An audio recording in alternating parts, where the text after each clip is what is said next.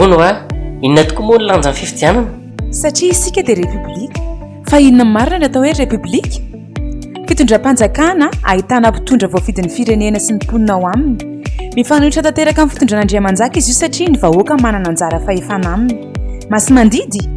Amin'ny mahafanjakana repoblikanina dia manana fahefana ny vahoaka amin'ny atao hoe res publica, izany hoe mikasika ny fiainam-pirenena, izany hoe mahefa ny vahoaka amin'ny fanapahan-kevitra, fa raha tia hametraka izany dia mila mifidy aloha e. Sahala hoe demokrasia ihany ve izany?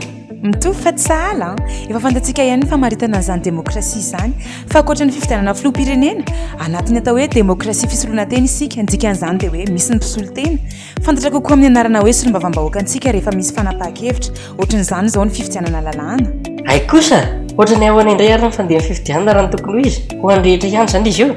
Eo indrindra, masy mandidy ny vahoaka, fa ny fifidianana natao an'ny olom-pirenena ihany. Oka aloha, fa ahoana hoe olom-pirenena? Fanazavana. Ny olom-pirenena dia olona iray misitraka ireo zo amin'ny firenena iray. Izy no antony fiarovana sy ny fitondrana. Raha atao amin'ny fiteny tsotra dia olona manana ny andraikitra sy ny adidy tsy azo ialana rehefa feno taona. Izay voaziko. Olona feno taona manana ny zo pirenena malagasy dia misitraka ny zo maha-olom-pirenena sy ny zo politika izany. Dia rehefa hifidy dia tsy tokony olona voaheloka manoloana ny fitsarana. Aza dimy ihany koa fa raha te hifidy ianao dia tsy maintsy manoratra anarana ny amin'ny lisitry ny mpifidy aloha.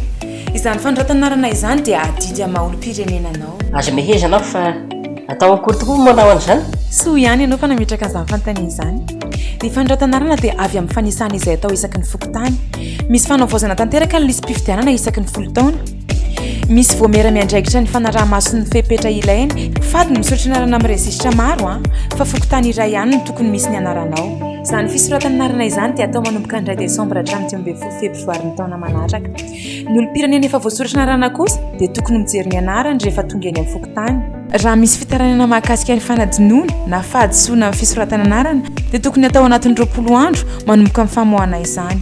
Ny 12 Mey kosa ny fikatoana ny lisitry ny mpifidy izay manan-kery mandritry ny 5 taona io manomboka ny 2 Janoary no azahoana izany. Tsara ho fantatra ihany koa fa ilaina tokoa ny mihaino tsara ny vaovao-pirenena sy manaraka akaiky ny fiasan'ny mpitondra. Raha fehezina izany dia fanoratanarana anatin'ny listim-pifidianana aloha Desambra hatramin'ny Janoary, fanamarinana hatramin'ny volana Mey, mandatsabato, fanaraha-mason'ny fifidianana ary indrindra mila mailo. Aza mianahana dia ampiaro ny izo sy ny andraikitrao. Sotra betsaka, tena misy isainana tsara izany.